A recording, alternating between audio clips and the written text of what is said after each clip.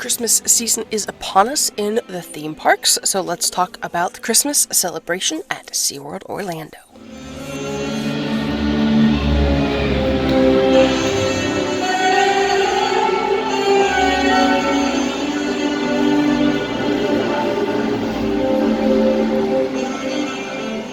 So this year, SeaWorld Orlando Christmas celebration is starting November 16th and will run through January 5th. The festivities center around mainly the right side of the park, kind of circling the lake there, and with the sea of trees kind of as a center focal point. So you can kind of walk into the park, just turn to the right in the waterfront area, and then just circle around back towards like Bayside Stadium.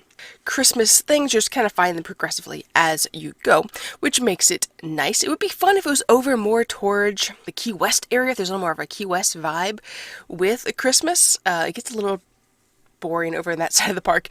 It's still a lot of fun. So let's talk about the shows you can see during a Christmas celebration. There are 5 main shows. So the newest one is Mrs. Claus Magic Kitchen. This was an interesting show. It says, get ready for a jolly good time in this hilarious holiday cooking show. Join the one and only Mrs. Claus as she trades in her cozy Christmas sweater for a chef's apron and takes over social media with her famous Christmas cookie recipes. From sugar cookies to gingerbread masterpieces, Mrs. Claus spills the North Pole's sweetest treats while trying to keep up with the latest social trends. We saw this last year, and it was a pretty good show. There's, of course, their most famous show, well, one of their most famous shows, we'll put it that way, but it's A Wondrous Night, a returning fan favorite. The greatest story never told, with over 30 carols, life-size puppets, and live animals in this signature show. You don't want to miss this. You gotta see it at least once every year. It's a fun show to watch. Then, of course, there is Winter Wonderland on ice. One year we watched this probably 4 or 5 times. It's like each time we went, we watched it. I think we might have watched it twice one night. I don't remember, but a lot of fun. Ice skating, extravaganza, sea of sparkling trees, towering fountains dancing in the background come together to create a don't miss experience for the holidays that the entire family will enjoy. Then, of course, probably my favorite part, honestly, is the sea of trees. There's trees all around you. There's the main masterpiece.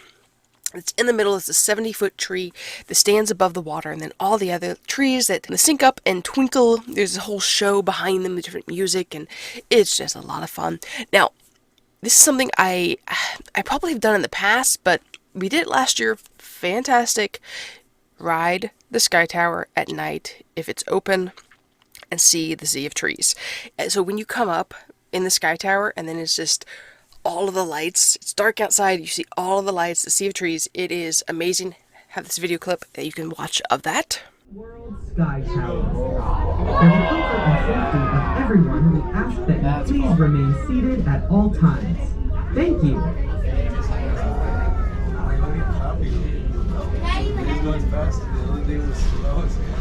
Welcome aboard the SeaWorld Sky Tower. As you take your ride up to a height of 300 feet, we thought it would be helpful to share some SeaWorld tips that might make your day even more. So whether you're doing it for yourself or you have little kiddos, this is something you should definitely do. It might take a little while to wait in line, but it is worth it to see the lights from the Sky Tower. If it's open, make sure you do that. Then there's some other shows for kiddos. There is, of course, the Sesame Street Christmas Parade. You can see Elmo, Cookie Monster, Abby Cadabby, Bert, Ernie, and more. And there's also the Elmo Christmas Wish Show. I think I saw this years ago, but it has Cookie Monster, Grover, Zoe, others. They help Elmo find his Christmas wish, and that would be inside of the Seaport Theater. So a good way for the little kiddos to kind of take a break and get to see Elmo for a little while. And of course, at the end of the evenings on select nights, there is Holiday Reflections Fireworks Finale. So those are the main shows. There's some other things you can see, other holiday displays throughout the park. So make sure to check those out. But let's head over and talk about the food. Alright, so again, like I said, all around the park, there are different booths. It had started out with only 12. They've upped it to 17.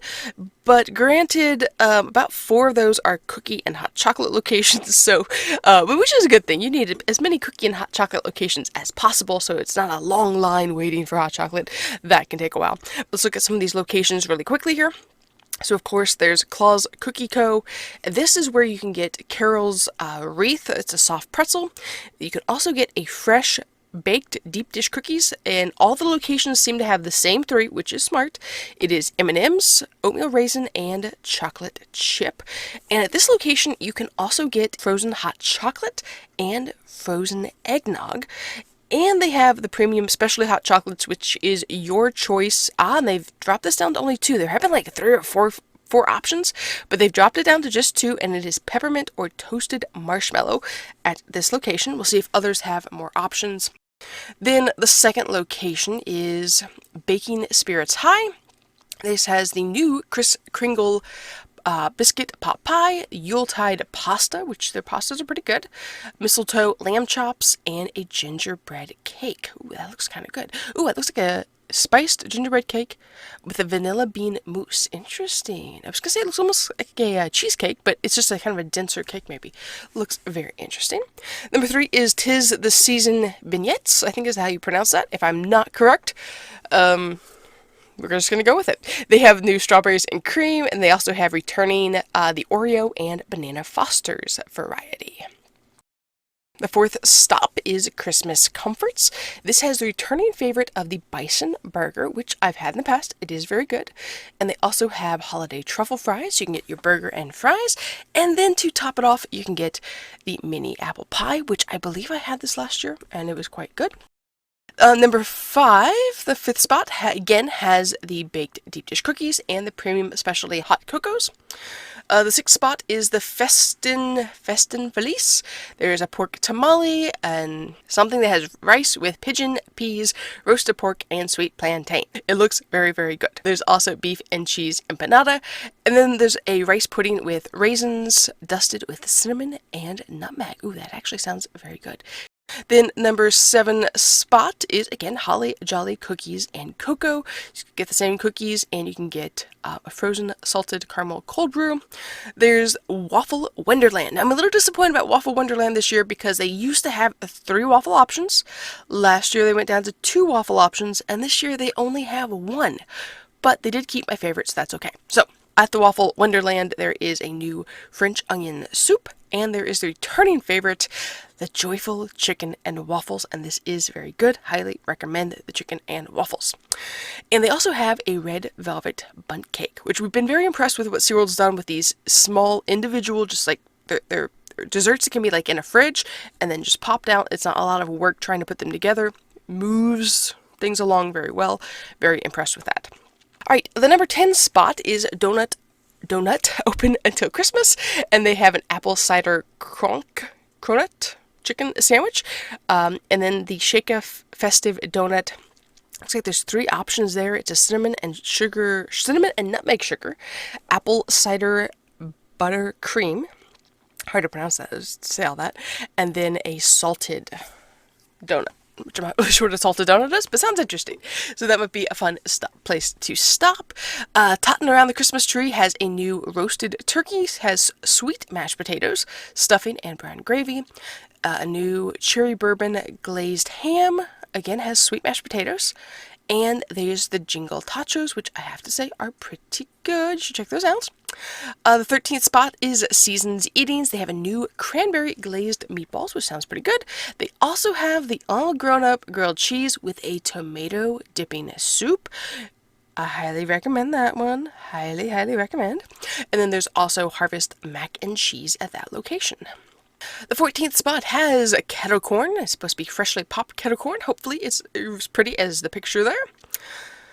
Spot 16 is Frosty Fairs. They have specialty hot chocolates, popcorn, soft pretzels, and again, freshly baked deep dish cookies. Alright, so let me explain a little bit here about how the sampling lanyard works, because I always find people in line who don't understand how it works. So here's how it works.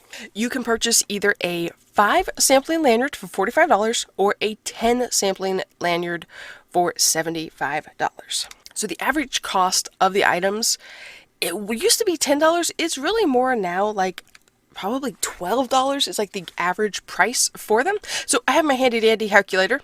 Sound like the guy from Blue's Clues now. So let's do 10 samples at $75 times 12. And that doesn't even include service fee of 5%, or the tax for Orange County. But you're looking at $120 right there if you were to buy just $12 items at each of these locations. So you're saving money by buying the sampling lanyard. Highly recommend it. It makes it go through a little bit faster. You pay one time, then you can use those items. They can be used throughout the entirety of the Christmas celebration. So if you're planning on visiting more than once to SeaWorld Orlando during the Christmas time, use 5 of them your first visit, 5 of them your second visit, and then you split the cost right there, and you can have some treats and hot chocolate, cookies, things in the park while you're there. I'm going to give you my top 10 items that if I were going to purchase the sampling lanyard, these are the 10 things I would try. So I would try that new roasted turkey that is at the Totten around the Christmas tree, which has the sweet mashed potatoes, stuffing, and brown gravy. That sounds really good to me.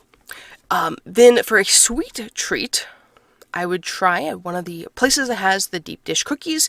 I would try the deep dish oatmeal cookie.